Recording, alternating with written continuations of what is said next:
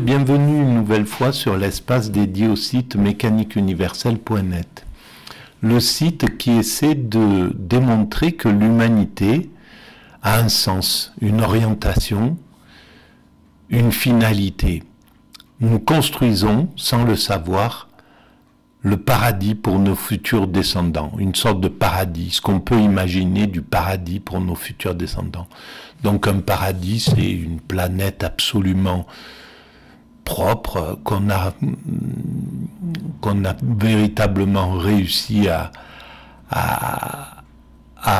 écarter de tous les dangers qu'on a pu lui inclure par notre inconscience, hein, mais c'est pas notre faute. On n'a pas de plan déterminé, donc on construit et puis on se rencontre. On construit par tentative, erreur, échec, et puis rectification. Et c'est tant qu'on construit de façon inconsciente, c'est le principe de base. Voilà, tentative, échec. Voilà, on essaye, on regarde, on expérimente, et puis on voit que on a fait une catastrophe, ben on rectifie. Voilà, c'est comme ça. Et donc là, on est en train de prendre conscience qu'on a abîmé la planète avec avec le progrès un progrès qui n'était pas véritablement réfléchi, et on est en train de rectifier. On rentre dans l'ère de l'écologie, et on parviendra au 100% écologique. On parviendra à résorber tous les problèmes qu'on a créés et à faire de cette planète un véritable paradis. Alors le paradis, ben, c'est véritablement dans la simplicité qui se joue. Et pourquoi on va chercher un paradis plutôt qu'un paradis on va dire, sentimental plutôt qu'un paradis technologique? Pourquoi la Silicon Valley est un des instruments de cette avancée vers le paradis, mais ça n'est pas la finalité. Les technologies qu'ils nous proposent seront dépassées, elles sont là juste pour un temps, peut-être un siècle, peut-être, voilà, mais elles seront dépassées, et on reviendra à quelque chose de modéré, on reviendra à la modération, on comprendra que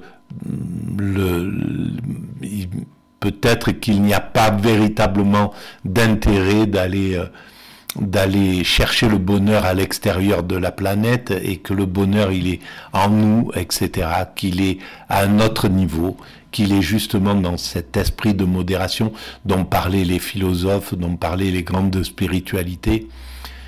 Et on reviendra, à mon sens, à cet état-là, sauf qu'on aura dépassé certaines choses que la technologie la technologie entre autres, nous aura permis de dépasser, c'est-à-dire la maîtrise du comportement humain, la maîtrise de l'environnement, la maîtrise du questionnement.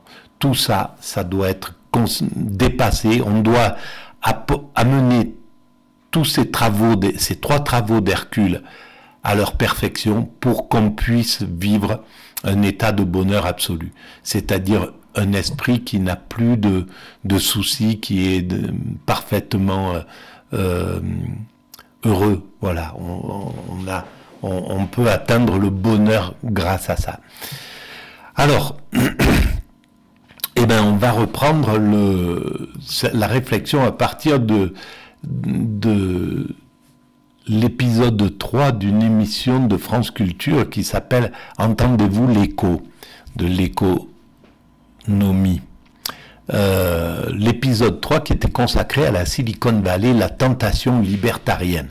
Donc je lance, c'est la quatrième vidéo à ce sujet.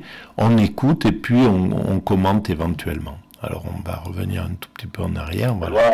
La démocratie finalement, bon, processus démocratique, la définition de la loi. C'est donc un nouveau clivage qui apparaît. Ce n'est plus un clivage droite-gauche, mais un clivage entre d'un côté les entrepreneurs et de l'autre l'État et les institutions. C'est bien cela, Nikos Myrnaeos ? Tout à fait. Et puis ces acteurs-là vont être aussi des acteurs opérationnels. C'est pas simplement des idéologues, c'est des gens qui travaillent. Donc, par exemple, Jean-Pierre Barlow va créer avec d'autres la Electronic Frontier Foundation, qui est une organisation fondée en 1990 et dont le but c'est de défendre les libertés individuelles de manière assez radicale et défendre aussi une forme relativement absolutiste de la liberté d'expression, un petit peu celle de Elon Musk aujourd'hui, tout à fait similaire à celle de Elon Musk aujourd'hui. Et ils vont mettre en avant des idées comme par exemple... Sauf que c'est encore une illusion pour l'instant. On n'a pas accès de la même manière à l'information, on n'a pas accès de la même manière à la parole, on n'a pas accès, etc. Il y a tout un tas de façons dont les algorithmes vont choisir, vont déterminer les choses derrière l'idéologie de certains et non pas du plus grand nombre. Donc c'est pas quelque chose de... On n'est pas dans la liberté d'expression, on est loin de la liberté d'expression. C'est déjà pas mal par rapport à il y a un siècle ou il y a 2 siècles. J'aurais jamais pu dire ce que je dis ou critiquer qui je critique comme ça. Donc évidemment il y a de l'évolution, mais évidemment pour l'instant ce système n'est pas parfait, évidemment, on n'a pas encore atteint la perfection. Par exemple, information wants to be free, l'information veut être libre, donc il ne faut pas la contraindre par des régulations, ou le net interprète la censure comme un dysfonctionnement et la contourne, donc là on a des idées fondatrices.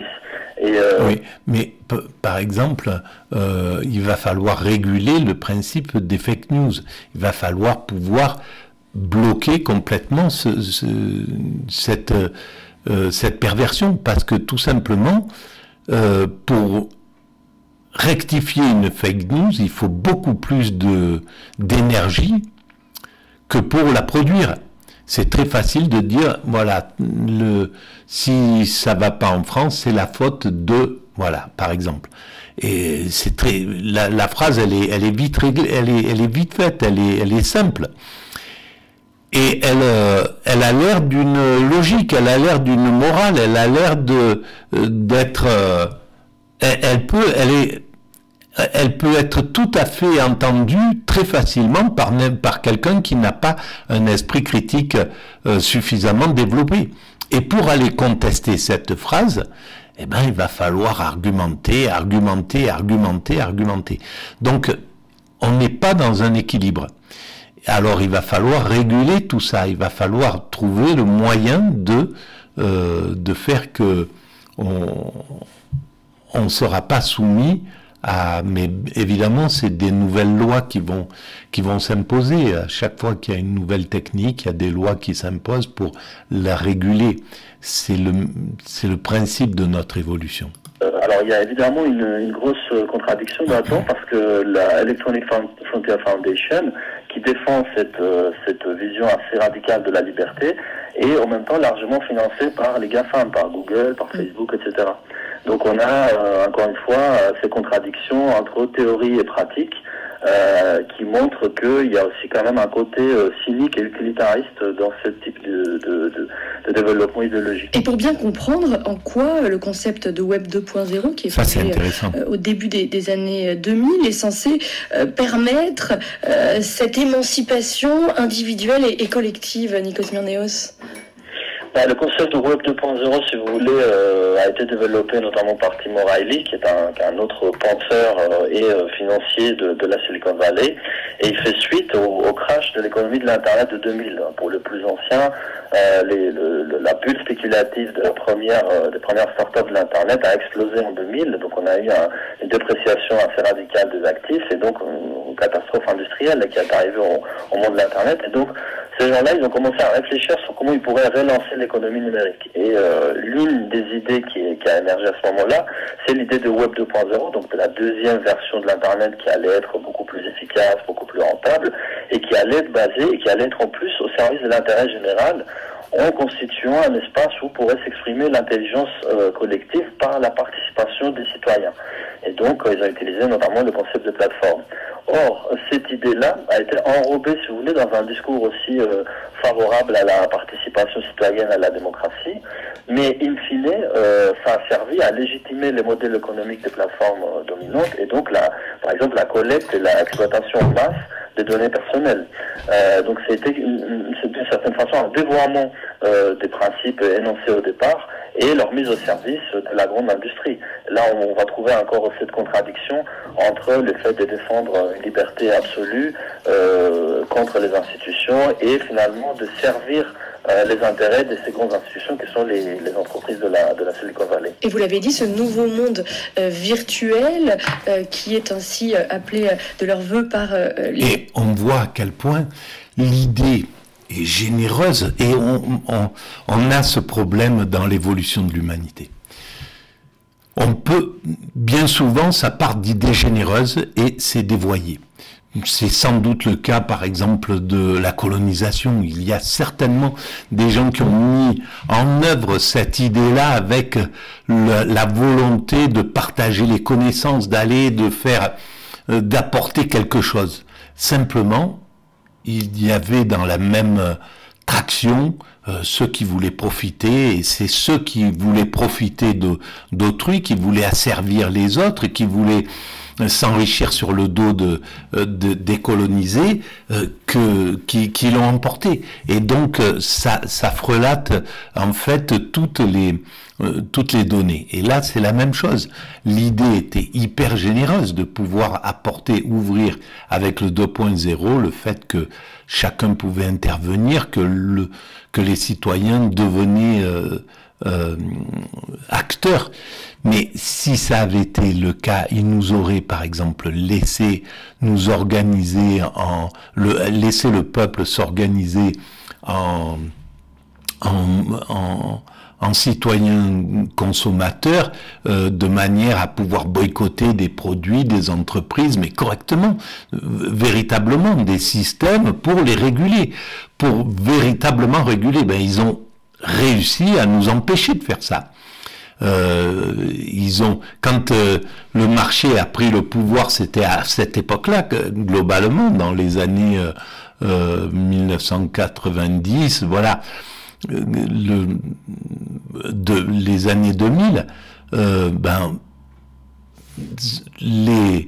les organismes de consommateurs qui passaient à la télévision ont été écartés. Ils ont été rachetés, ça devient des entreprises du business, les 50 millions de consommateurs, des choses comme ça, il n'y a plus ils ont réussi à enlever toute sa substance à ce système. Et donc, voilà le problème. Et les libertariens est censé s'autoréguler, mais alors de quelle façon, Nikos Moneos ? Alors cette autorégulation justement va se faire par la technologie, puisqu'on est chez des personnes qui sont imprégnées par le solutionnisme technologique. Vous avez fait tout à l'heure référence, il me semble, un petit peu que j'ai pu entendre de votre discussion, notamment à la technologie blockchain et l'intelligence artificielle. On voit bien que dans tous les projets libertariens aujourd'hui, il y a eu un article dans Le Monde il y a quelques jours, un très bon article d'Anastasia Radjadji qui faisait le point sur quelques projets utopiques qu'ils sont en train d'essayer de réaliser, notamment des cités autonomes. Eh bien, on retrouve dans les deux cas la blockchain et l'intelligence artificielle. La blockchain servirait comme pour remplacer, on va dire, les tiers de confiance. Un tiers de confiance, ça peut être l'État, ça peut être les banques, les gens qui garantissent en fait la validité de toute transaction dans la société. Donc on peut remplacer ça par une technologie, selon eux, tout simplement en mettant en place des blockchains et des crypto-monnaies.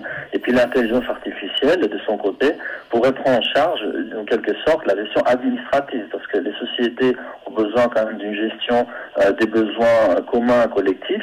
Si on n'a pas d'État pour le faire, vous avez parlé tout à l'heure des déchets qui s'amassaient dans le projet pas loin de New York, eh bien on pourrait mettre en place des technologies, des robots, des technologies d'intelligence artificielle qui prendraient ça en charge de manière automatisée et on se débarrasserait comme ça de l'État. Mais le problème, c'est que évidemment, on se débarrasserait aussi de ce qu'on appelle les services publics, c'est-à-dire de tous les moyens. Là, on est dans une radio des services publics, dans une perspective telle, on se débarrasserait également de tout ce qui sert pour garantir un minimum d'égalité sociale dans la société.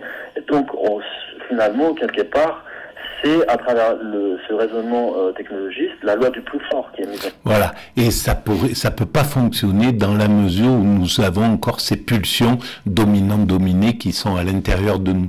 Tant qu'on n'a pas atteint une évolution horizontale, ça peut pas fonctionner, c'est impossible. Donc voilà, l'utopie est belle, mais elle peut fonctionner uniquement dans un monde qui a résolu tous ces problèmes, et un monde de bienveillance. Voilà. Si on atteint un monde absolu de bienveillance, où il n'y a plus aucun loup pour l'homme, où l'homme ne s'affirme plus aux dépens de ses congénères, alors il n'y a aucun problème, ça peut fonctionner dans ce cas-là. Mais on n'en est pas là, on est loin d'avoir atteint ce degré. Mais par contre, ça y travaille. C'est clair que les nouvelles technologies nous obligent à travailler à ce sens-là. Et évidemment, la technologie gérera du quotidien qu'on ne veut plus gérer. C'est évident que tout se met en place pour que l'homme n'ait plus à travailler, à agir, qu'il n'ait plus qu'à contempler, à se rencontrer, à s'aimer, à avoir une vie de bonheur sur cette planète, qui est une vie paradisiaque, voilà, tout simplement. Mais pas paradisiaque au sens des milliardaires, avec une île où on peut abuser des autres, par exemple. Non, c'est une vraie vie paradisiaque originelle, on pourrait dire. Vous avez dit que l'idéologie de la Silicon Valley s'inspirait du mouvement de la contre-culture californienne, mais aujourd'hui, les idées libertariennes au sein de la Silicon Valley se sont radicalisées ces dernières années, selon vous, Nicolas Smirnéos. Pour quelles raisons ? Je pense qu'effectivement, il y a une rupture. Je situerais une rupture autour de 2016, donc l'élection de Donald Trump, où beaucoup des entrepreneurs ont sorti du placard, en quelque sorte, pour soutenir une version radicale et extrémiste, en quelque sorte, d'extrême droite, de cette idéologie. Je pense que ça, c'est lié, si vous voulez, aux impasses des démocraties libérales sous capitalisme, c'est-à-dire que en quelque sorte, l'organisation sociale des démocraties libérales aujourd'hui n'arrive pas à produire des réponses satisfaisantes aux problèmes majeurs de nos sociétés, à savoir la crise écologique, les inégalités sociales, etc. Donc ça crée un terreau de développement à la fois des discours d'extrême droite, évidemment, mais aussi des gens qui cherchent en fait des alternatives. Et moi, je suis toujours frappé de voir, pour nous, c'est pas toujours évident, mais en fait, on se rend compte quand on regarde de près ce qui se passe sur Internet, que des personnages comme Elon Musk, en fait, ont une fanbase, une popularité énorme auprès d'une jeunesse, notamment masculine, qui cherche justement une alternative à la démocratie libérale telle qu'elle fonctionne aujourd'hui, parce qu'elle trouve qu'elle ne répond pas aux questions qui sont posées à la société. Et malheureusement, là, il y a un risque, je pense, de radicalisation d'une partie de cette jeunesse qui est très impliquée dans les crypto-monnaies, qui est très impliquée dans les blockchains, etc., qui, au départ, peut avoir de très bonnes intentions. Vous avez des gens qui ont en tête la défense de l'intérêt général, qui ont en tête aussi une société plus égalitaire, mais qui, ces idées sont un petit peu dévoyées par des stars qui ont des moyens de communication à leur disposition comme Elon Musk, et qui manipulent et qui instrumentalisent cette volonté de la jeunesse de trouver des alternatives pour la récupérer dans leur propre intérêt, puisque évidemment toute cette idéologie-là justifie l'accumulation des richesses de tels personnages.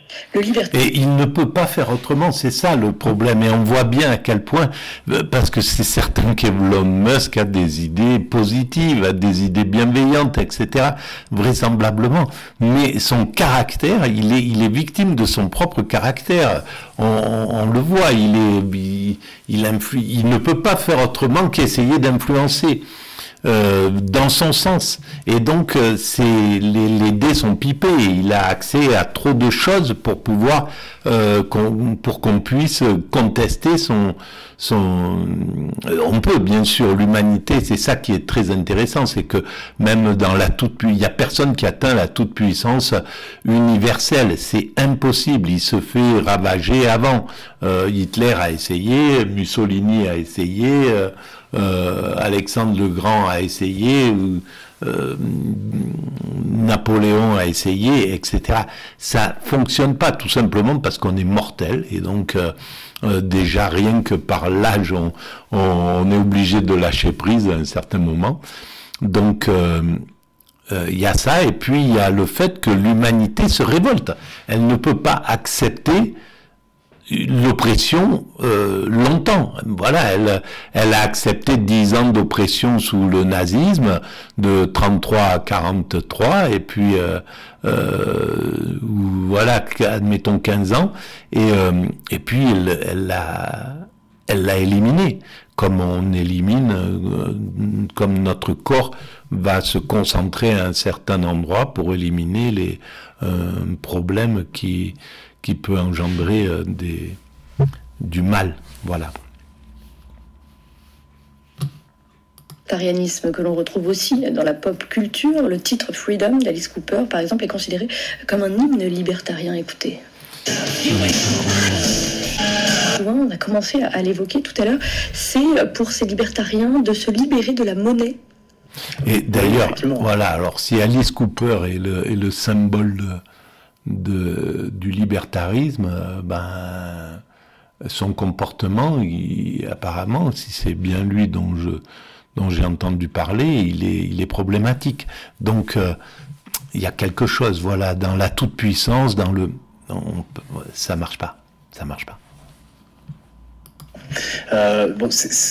On retrouve ce projet-là très tôt, finalement, dans les développements de la Silicon Valley. Donc on a parlé tout à l'heure rapidement de PayPal, créé par Peter Thiel.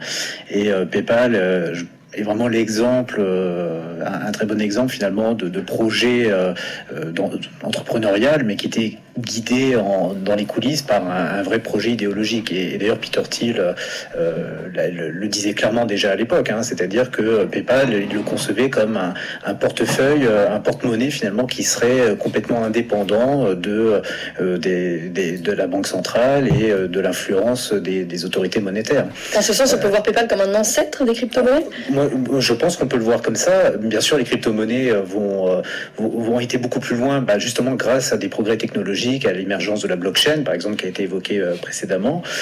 Donc évidemment, les crypto-monnaies poussent cette logique-là bien plus loin, mais finalement, l'idée est la même, c'est-à-dire Bien sûr.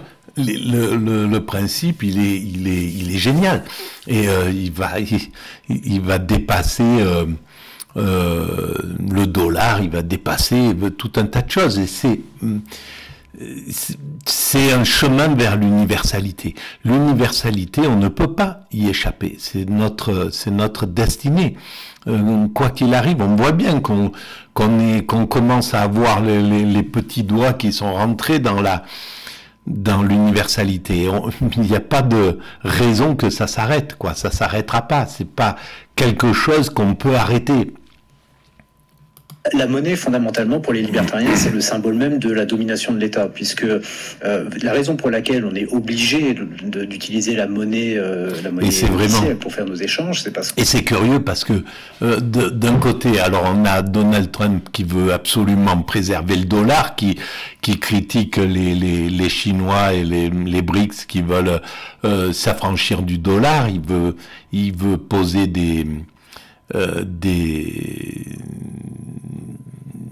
mettre des bâtons dans les roues de ceux qui veulent s'affranchir du dollar. Et de l'autre côté, ces libertariens qui sont là et qui veulent en fait sortir de l'oppression de la monnaie, et l'oppression du dollar sur le monde, elle est importante. C'est pas une mince affaire, mais il a eu son sens. Le dollar a servi à commencer à unifier l'humanité. Donc, tout est juste dans les choses, sauf qu'à un certain moment, c'est quelque chose qui s'impose de logique dans l'évolution vers l'unité, va se corrompre ou va être corrompu et va poser un problème, et il faudra le dépasser. Et l'humanité le dépasse par la technologie. C'est vraiment incroyable comment les technologies arrivent à point nommé, enfin tout arrive comme il faut, quoi. C'est imparable, cette évolution. Que c'est la seule monnaie qui nous permet de payer nos impôts. Donc fondamentalement, la domination de l'État est assise sur la monnaie. Parce que c'est le biais par lequel l'État finalement se nourrit de la richesse créée par les agents privés. Et donc pour les libertariens, la monnaie, ça a toujours été cette question de comment créer une monnaie qui soit indépendante de l'autorité étatique. Et vous trouvez ça... Simplement, si elle est dépendante des Elon Musk ou des Jeff Bezos, etc., ça peut pas fonctionner. Ou alors il faut qu'ils soient des utopistes, qu'ils fassent pas de business là-dessus, parce que ça n'arrêterait pas. Le principe, c'est que c'est l'oppression du monde encore beaucoup plus importante que l'oppression par le pouvoir politique. À part s'il y a une véritable une compétition entre les systèmes, si on a droit à aller dans les crypto-monnaies que ferait un État indépendant, etc., qui utiliserait ça de façon gracieuse, bon, à la limite, mais... Chez Hayek, par exemple, qui n'était pas forcément un libertarien d'ailleurs, mais l'idée de la dénationalisation de la monnaie, c'était présent. Donc le Bitcoin ou PayPal, de ce point de vue-là, s'inscrivent dans cet idéal libertarien d'une monnaie non étatique. Et bien justement, vous citez Hayek, je vous propose de l'écouter dans une interview de 1984 à Lyon. On va arrêter là pour cette vidéo. Je vous remercie de votre écoute et je vous dis à très bientôt. Merci. Au revoir.